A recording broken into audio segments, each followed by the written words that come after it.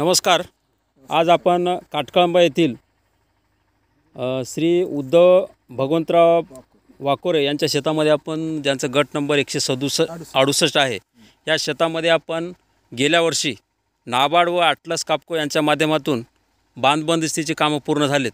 तर आपण प्रत्यक्ष या शेतकऱ्यांना भेटूनच या बांधबंदिस्तीचे काय फायदे आहेत आपण त्यांच्याकडून जाणून घेऊयात. तर राम. आपलं नाव सांगा. उद्धव भगवंतराव वाकोरे, राहणार काटकळंबा. बरं. आता गेल्या वर्षी तुमच्या शेतात पाणलोटाच्या माध्यमातून कोणते कोणते कामं झालेत? हे बंडिंगचे कामं झालेत हां पूर्ण हां क्षेत्रामध्ये, आमच्या 168 सर्वे नंबरमध्ये बरं. पूर्ण वावरात कामं झालीत. आणि त्याच्यामुळं गाळ या वावरातली त्या वावरात वाहून जाणं झाले. शेणखत टाकलेला जिथला तिथं आहे. हां परत अजून वावराची धूप टिकून आहे, हां. ओलावा टिकून असल्यामुळं हां गेल्या वर्षी उत्पन्न झालं होतं मला 30 क्विंटल, त्याच 5 एकरमध्ये. हां आणि यावर्षी उत्पन्न झालं साहेब 45 क्विंटल कापूस. बरं.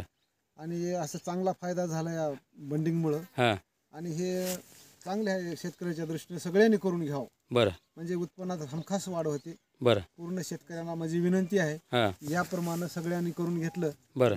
खरोखर शेतकरी सुखी होईल असं माझं मत आहे. बरं बरं बरं. तर ह्याच्यामध्ये तुमच्या शेतात आता काय काय पिकं घेता तुम्ही? आता सोयाबीन, गहू, हरभरा, हां ज्वारी, हां तूर, कापूस हां हां अशी पिकं घेतात. हां. कापूस गेल्यानंतर, सोयाबीन निघाल्यानंतर हरभरा घेतात. बरं बरं बरं आणि काही वाटल्यास खायापुरता गहू घेतात. बरं बरं बरं. आता हे जे बांधबंदिस्ती झाले, या बांधावर तुम्ही म्हणजे तूर लावलात समजा, हां.